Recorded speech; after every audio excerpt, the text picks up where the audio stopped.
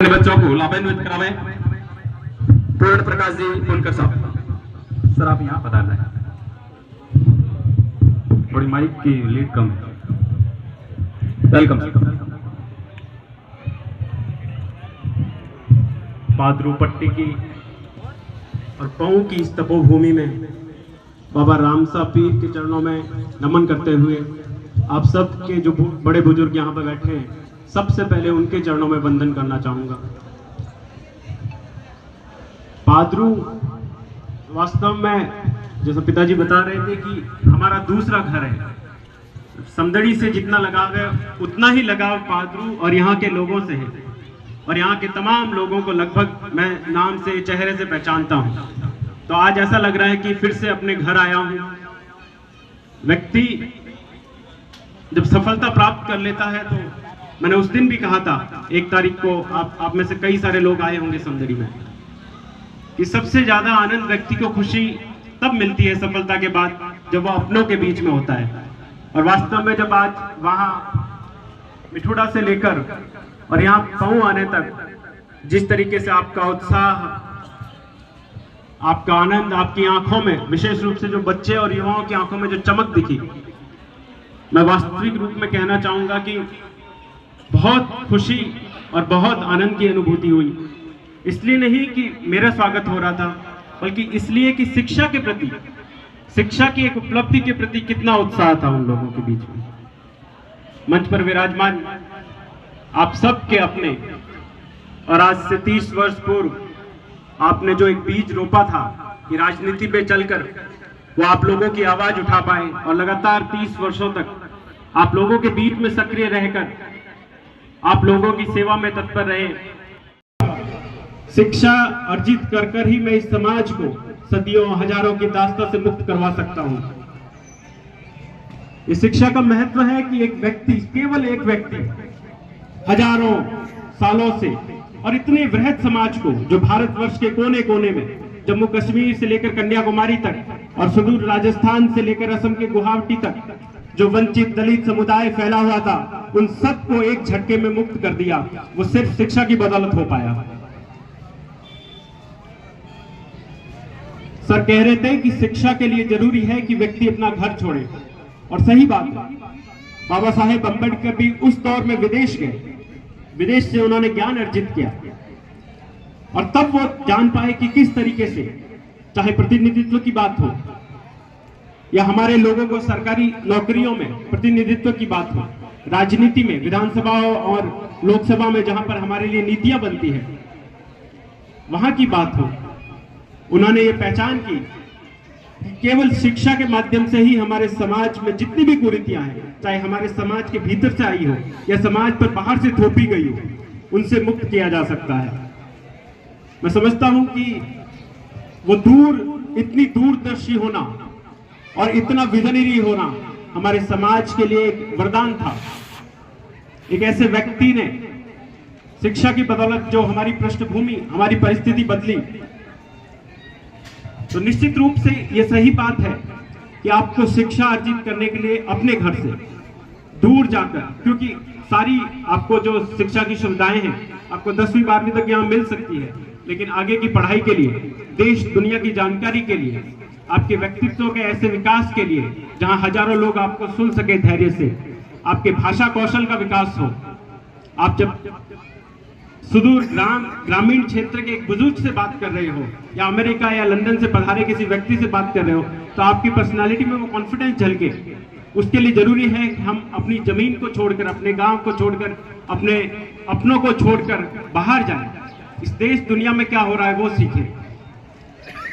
सूरज जैसा जलना है तो सूरज की तरह तपना होगा, नदियों सा आदर पाना है तो पर्वत छोड़ निकलना होगा। और हम आदम के बेटे हैं। आदम, हमारी जो उत्पत्ति मानी जाती है मानव की, वो मानी जाती है आदम और ईव से। तो हम आदम के बेटे हैं कि सोचे राह सरल होगी। हजारों सालों तक इंसान ने जो है कंदराओं में, गुफाओं में अपना जीवन बिताया है। तब IAS IPS नहीं बनते थे, तब कोई नौकरियां नहीं होती थी, ना किसी को विधायक MLA बनना होता था। तब हमारा जो अंतिम लक्ष्य मानव का होता था कि खाने पीने को मिल जाए। जैसे आज जानवर गुजर बसर करते हैं, वैसे ही हमने गुजर बसर की है। हजारों सालों तक फूल पत्ते लपेट के कपड़े नहीं होते थे। तो हम उस दौर से आए, हमारे पास खोने के लिए क्या है? 10 बार असफल होंगे, क्या हो जाएगा?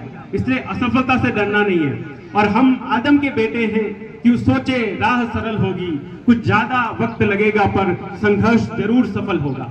इसलिए जितना भी वक्त लगे आपको अपने लक्ष्य के प्रति जी जीविशा रखनी है और एक दृढ़ निश्चय रखना है मन में। आपको पता होना चाहिए IAS IPS सिर्फ इसलिए नहीं बनना है कि जो आज आप मालाएं पहना रहे, साफे पहना रहे, स्वागत होगा, लोग सेल्फी लेंगे, डीजे बजेंगे आगे, ये तो सब एक दिन की बात होती है।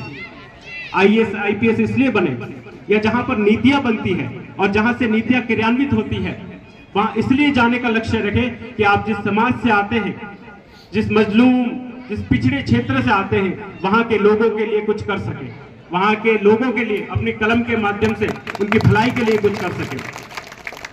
जिस परिवार से मैं आता था, मेरे माताजी और पिताजी आप सब तो जानते होंगे कि 30-40 वर्षों से लगातार आपके बीच में सक्रिय रहे और उनका एक ही लक्ष्य रहता था। मैं देखता था कि लोग आते हैं तो उनके काम के लिए उनके साथ जाना, कहीं फोन करना, कोई अधिकारी काम नहीं कर रहा उनके लिए, तो हमारे मन में भी, मेरे मन में भी ये जिज्ञासा जगी कि ऐसा क्या कर सकते हैं, ऐसी कौन सी पोजीशन पे जा सकते हैं कि हमारे लोग अप्रत्यक्ष रूप से प्रेरित हो सके और साथ ही साथ जहां कभी उनकी जरूरत पड़े, जहां कभी उनको लगे कि हमारे लिए किस अधिकारी को फोन कर सकते हैं, तो वहां उनके लिए काम आ सके। हमेशा से यही प्रेरणा रही और वहीं से एक लक्ष्य निर्धारित हुआ था कि सिविल सेवा में जाना है। बहुत सारे लोग इससे प्रेरित होंगे। हो सकता है कि किसी और राज्य में मेरी नियुक्ति हो, आपके लिए प्रत्यक्ष रूप से काम ना आ पाऊं, लेकिन आज का जो ये जुलूस देखते हैं युवा, जब अखबारों में पढ़ते हैं, जब कहीं और मुख्यमंत्री सम्मानित करते हैं, तो युवाओं में एक निश्चित रूप से प्रेरणा जगती है कि हम लोग भी ऐसा कुछ करें। तो अप्रत्यक्ष रूप से मेरे ना कहने पर भी बहुत सारे युवा प्रेरित होंगे कि ऐसी कौन सी नौकरी है जिसमें इतना सम्मान मिल रहा है। तो मैं चाहता हूं, अभी हम लोग जब जुलूस के रूप में आ रहे थे तो उधर हमसे बात हो रही थी, इस क्षेत्र में वास्तविक रूप में शिक्षा, जो हमारे क्षेत्र जो सामान्य रूप से समदड़ी का क्षेत्र है, वो माना जाता है कि थोड़ा अपेक्षाकृत आपसे विकसित या आगे है, लेकिन उससे ज्यादा प्रतिभाएं जो है शिक्षा के क्षेत्र में पादरू बेल्ट की निकल रही है। चाहे MBBS की बात हो, चाहे JNU में जाने की बात हो, लॉ की बात हो, हमारे वकील साहब भी है, मेरे फार्म हाउस के पास में रहते हैं। तो इस तरीके की प्रतिभाएं यहाँ विषम परिस्थितियों से निकल रही है। आपको लग सकता है कि हमारे पास संसाधन अधिक थे, पिताजी जागरूक थे, घर में एक्सपोजर था, लेकिन यहाँ के क्षेत्र से भी जो विषम परिस्थितियों में, गरीबी में, झोपड़ी में रहकर लोग निकल रहे हैं जगह जगह से, मुझे लगता है कि उनकी और आप सबकी प्रेरणा की भी मुझे दाद देनी चाहिए कि आप लोग इतना दूर सोच पाते हैं।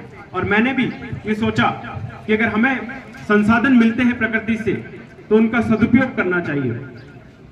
अक्सर ये होता है कि आपके पास धन होता है, गाड़ी घोड़े होते हैं, घर होता है, तो व्यक्ति भटकाव जल्दी आता है। वो सोचता है कि जिंदगी का आनंद लूं, लाइफ एंजॉय करूं, इतना सब कुछ दिया है।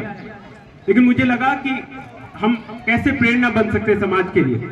जो संसाधन हमें मिले हैं उनका सदुपयोग करके, उन संसाधनों का सदुपयोग करके अगर हम समाज के लिए प्रेरणा बन सके कि इनके पास सब कुछ होते हुए भी इन्होंने पढ़ाई करी है, इनके पास सब कुछ होते हुए भी इतने वर्षों तक, आप सबको पता होगा, आप सब लोग जानते होंगे कि ये सफलता कोई एक दिन में नहीं मिली है।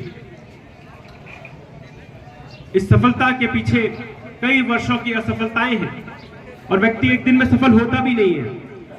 अगर कोई आपको लगता है कि व्यक्ति, आज मैं आपके सामने माला साफे पहनकर आ, शिक्षा ही है जो उनमें, उनके व्यक्तित्व में जो है कॉन्फिडेंस ला सकती है।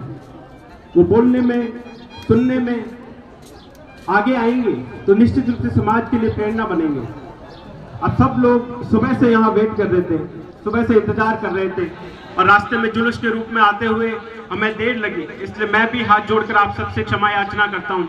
आज गर्मी का मौसम भी है, आप लोग सब सुबह से परेशान हो रहे हैं, लेकिन ये उत्साह भी है आपका कि अपने समाज की जब प्रतिभा कोई आगे बढ़ती है, सिर्फ पूरन मुनकर नहीं, कोई और भी अगले वर्ष आएगा, तो मैं चाहूंगा कि इसी तरफ से उनका उत्साह वर्धन करें ताकि अन्य लोगों को भी प्रेरणा मिल सके कि शिक्षा के प्रति हमारे समाज में भी जागरूकता फैल रही है।